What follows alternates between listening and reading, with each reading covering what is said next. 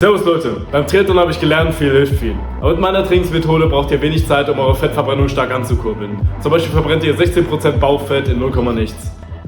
Die gute Nachricht ist eine simple Methode, um effizient Sport zu treiben. Man braucht wenig Zeit und es wird nicht langweilig.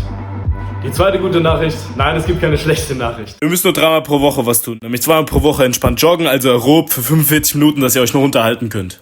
Und einmal pro Woche macht ihr HIIT, High Intensive Intervalltraining, und ich erzähle euch gleich, was das ist. Wenn ihr wollt, könnt ihr vor dem Lauftraining erstmal mit einem Krafttraining für die Beine beginnen. Dazu später mehr. Bevor ihr mit HIIT startet, müsst ihr euch dehnen, um das Verletzungsrisiko zu minimieren. Es gibt natürlich noch weitere Dehn- und Aufwärmübungen.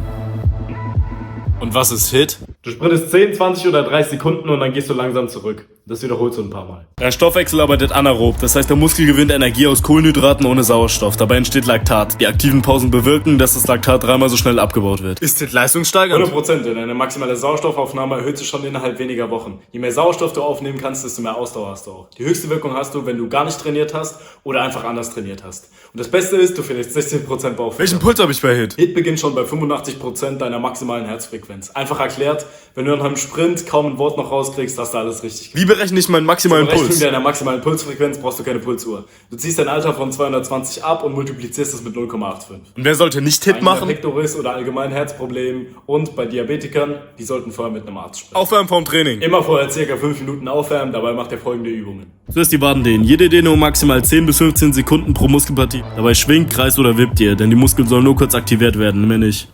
Dann die Oberschenkelrückseite. Die Oberschenkelvorderseite könnt ihr auch noch dehnen durch Heranziehen des Fußes an euren Hintern. Die ist auch für den Beinbizeps. Da es viele Dehnübungen gibt, mache ich noch ein separates Video dazu.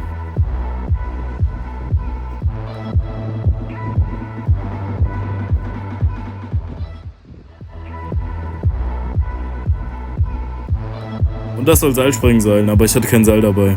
Nach dem Laufen dehnt ihr statisch, also die Dehnung circa eine Minute lang halten. Beim HIIT-Training gibt es eine Faustformel fürs Verhältnis Belastung zu Pause. Bei kurzen Intervallen ist es 2:1 und bei langen Intervallen ist es 1:1. Daran braucht ihr euch aber am Anfang gar nicht zu halten, weil das ist eine Erfahrung von mir. Im letzten Teil zeige ich euch meine HIIT-Trainingsprogramme. Programm 1, Steigerung, ideal für Anfänger. 5x100, 5x50, 5x25 Meter, immer steigern bis maximale Geschwindigkeit. Dabei immer locker zum Startpunkt zurückjoggen oder auch gehen. Programm 2, Sprints. 5x100, 5x50, 5x25 Meter immer sprinten, dabei locker zum Startpunkt zurückjoggen oder auch gehen. Programm 3, Hügelsprints. 5x50 Meter sprinten, 5x25 Meter Sprint, dabei immer locker zum Startpunkt zurückjoggen oder auch gehen. Das ist auch gleichzeitig das Krafttraining für die Waden- und Gesäßmuskeln. Programm 4, morgens HIIT und abends Krafttraining. Das Krafttraining kannst du auch mit deinem Eigengewicht machen. Für HIIT wähle eines der Programme 1 bis 3. Wenn Lauftraining und HIIT nicht geht, dann mach einfach nur Beinkrafttraining. Es steigert besonders deinen Testospiegel. Programm 5, Intervallzeiten steigern. Laufe 5 Sprints nach 20 Sekunden und jogge locker zum Startpunkt zurück oder gehe einfach auf. Steigere das auf 30 Sekunden und erhöhe die Anzahl der Programm 6 für Du Fortgeschrittene. läufst 20 Minuten lang 1 Minute locker, 1 Minute obere Ausdauer, also in der anaeroben Schwelle. Dann steigerst du das mit der Zeit auf 2 Minuten locker und obere Ausdauer. Und dann das Maximum sind 4 Minuten bei einer Gesamtzeit von ca. 24 Minuten. Und bevor ich es vergesse, den Trainingsplan findet ihr in der Videobeschreibung.